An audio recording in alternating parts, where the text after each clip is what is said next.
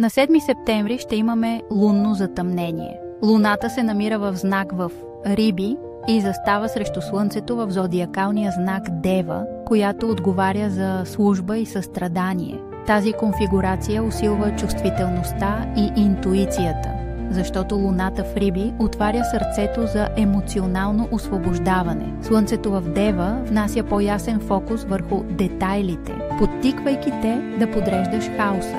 Самото затъмнение сигнализира завършек и поврат, а активираните лунни възли насочват вниманието към баланс между грижа за другите и грижа за себе си.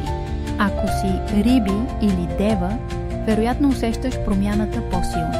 Запиши сънищата си, медитирай, пий достатъчно вода и поставяй ясни граници, за да избегнеш изчерпване. Не бързай с окончателни решения за няколко дни, виж си фактите 2 пъти и внимавай с илюзии или прекаляване. Дай пространство на творчество, музика и състрадателни жестове, но остани заземен чрез рутина. Тази фаза носи както размиване на старото, така и яснота за следващата ти посока. Преживей процеса без прибързване, наблюдавай знаците и остави водата да отмие излишното вътре в теб. Твоята подкрепа е безценна. С абонамента си ще бъдеш винаги сред първите, които получават нови дози вдъхновение.